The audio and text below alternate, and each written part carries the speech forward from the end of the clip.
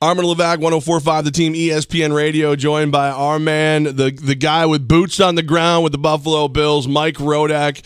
Mike, what a difference a year makes. Mr. Personality Doug Marrone gone, and the true Mr. Personality Rex Ryan there. How different is everything in Bills land?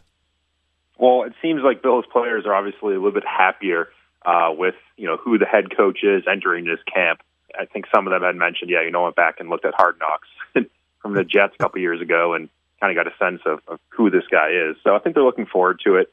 It's obviously a different feeling for them than Doug Marrone, who ran a pretty hard camp the last 2 years. Obviously, it was a longer camp last year because of the Hall of Fame game, and they were there longer because of renovations to Ralph Wilson Stadium. So it's going to be a shorter camp. I would imagine that there's going to be a little bit eased up on the practices than compared to last year. Some of those went 2.5 hours, and I'd imagine Rex will make it fun somehow for them behind the scenes. Oh, at least they know there'll be plenty of bleeping snacks, right? Exactly, right. Should be plenty of those. All right, Mike, we haven't had a chance to speak to you since the LaShawn McCoy Partygate Instagram went out. What has been the Bills organization reaction to that Instagram with McCoy? Women only, got to sign a confidentiality agreement with a big old Bills logo in the picture. I think they're careful not to really overstep, what they can do. Obviously, there's things that they can control, which is the logo. They didn't want the logo on that invitation. They didn't grant him permission to have the logo on that invitation. But I think teams get into trouble when they start policing too much of players' personal lives. So they haven't said anything publicly of whether they approve of the party or not. I don't think Rex will really say much about that. I think he'll steer it more towards that's Shady's private life. I can't imagine they're too thrilled behind the scenes. I mean, it's not a good look for one of your star players to have really amounts to a shady party with women only confidentiality agreements and all that. So that's been the team has been measured in what they've said about it. Players we talked to yesterday joked about it. Kyle Williams, Fred Jackson both basically said, "Hey, we're married," which probably is a good thing that we weren't there. Would be a bad thing for our marriages. So players are kind of laughing it off at this point. I don't think it's a huge deal with them. Now, I know Fred Jackson laughed it off and all that, but I mean, the bottom line is LaShawn McCoy hasn't carried a football yet for the Bills, and he's getting more headlines than everybody. There's no players who are like, all right, youngin, calm down. Yeah, I mean, I can imagine that happening at some point, but it's also a case of if this guy produces on the field and he does his work on the practice field, and I don't think players really have a problem with that. There's a different personality to him compared to guys like Kyle Williams and Fred Jackson. You're obviously talking, guys like Fred Jackson and Kyle Williams who are more buttoned up, more professional. Obviously, they're married. They have a different mindset than slightly younger and more vivacious player like LaShawn McCoy might have going, towards his personal life. So there's questions maybe of how these guys get along in a locker room, especially how Fred and LaShawn McCoy might get along in the locker room. But again, if he produces on the field, ultimately that's what players want. Armen Levack, 104.5 The Team, ESPN Radio, joined by Mike Rodak, ESPN Buffalo Bills reporter and analyst, of course, at Mike Rodak on Twitter if you want to know everything going on in Bills land. Mike, when you talk about McCoy and Jackson, everybody producing on the field, a lot of that starts and ends with that offensive line. So many question marks in that offensive line. What are you looking for from the battles in camp to let you know the line is progressing forward? Well, I think in terms of the battles, the only one that might actually take place is at right tackle. I mean, Cyrus Quandro was there the entire spring. Obviously, that was Chantrell Henderson's spot last year. Henderson slipped a little bit under Aaron Kromer when he came in. Didn't really seem to have a great relationship there to start off. That line's pretty much set in terms of your starters. I'd imagine John Miller sticks at right guard. There's really not a ton of competition unless Craig Urbick steps in, but they really want Urbick as that swing guy inside. So there's not a ton of depth either along that line. There's only 6 players of the 13 on the roster right now who even have played in an NFL game. The possibility is yesterday they worked out Guster Charles. He could come in. Right now, there's not a ton of battles because there aren't a ton of good players along the offensive line.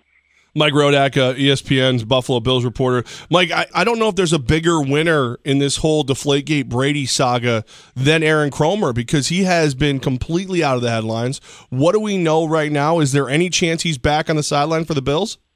I think it's very unlikely that we see him at any point during training camp. I think the only scenario that brings him back for the regular season would be if he can somehow reach a resolution down in Florida legally, a plea deal of sorts, and somehow convinces the NFL or the Bills to let him back, maybe on a short suspension or, even deeper into the season than that. But right now, it doesn't look likely that he's going to be on the sidelines.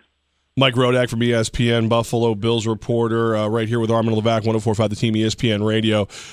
Mike, you asked three different guys. You get three different answers. Who is the leading candidate to be your starting quarterback for the Buffalo Bills this year? I seem to think it's EJ Manuel right now, but again, there's probably 3 weeks, I'd say, until we get any sort of answer on the starting quarterback. I wouldn't expect anything within the next 2 weeks. So right now we're looking at EJ Manuel and Tyrod Taylor as being the better two quarterbacks in the spring. Matt Castle was a distant third. He was bad. So I would be surprised if he made up ground and really got back into that race at this point in his career. I'm not sure he has it anymore. So I really think this comes down to EJ and Tyrod Taylor. There was one good practice from Tyrod Taylor during minicamp, the first one, and then there was one great practice from EJ Manuel, the last one of minicamp. So I'll give it to EJ sort of by default. He's more experienced than Tyrod Taylor, at least in terms of games played. But that could go either way. I could very much see the Bills kind of throwing it out there and say, hey, let's go with Tyrod Taylor. He sort of has that Colin Kaepernick athleticism to him that worked for Greg Roman out in San Francisco, and to sort of run with that and see what happens. I'll go with EJ for now just because I think he's a little bit steadier in terms of what you can expect out of him than Tyrod Taylor. But again, there's probably 3 weeks for movement to be made in that race. Matt Castle on this team when the season starts?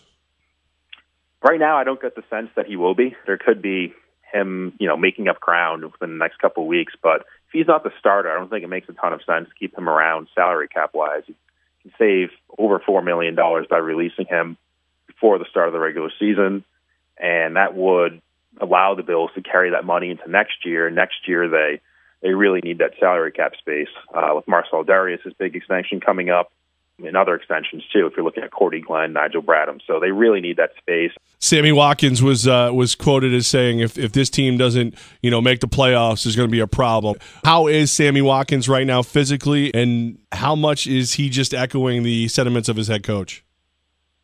Yeah, I think that's part of it. I think it's sort of what you might expect players to say at this point. I think expectations are obviously high, and I think even within any season, I think players want to make the playoffs and players think they have to make the playoffs. So I know that's gotten some buzz. I'm not sure it's necessarily out of the norm. As far as his health, he told me on Tuesday that he was full go for Friday. Yesterday, he in some ways backed off that. He said, yeah, you might limit what I do in some things, but I really don't expect that to be a problem. I mean, if it means taking a few less snaps in the 11-on-11s or maybe sitting out one day of 11-on-11s just to rest, I think that's not a big deal. He's not going to be on the PUP list at this point. I don't expect it to be a big issue. His hip, that is. I don't expect that to be a big issue heading into camp. He's Mike Rodak, and he is money. ESPN Buffalo Bills reporter. Follow him on Twitter at Mike Rodak. Mike, we're going to be harassing the living daylights out of you this season, so be ready. I can't wait for it, guys. Appreciate it.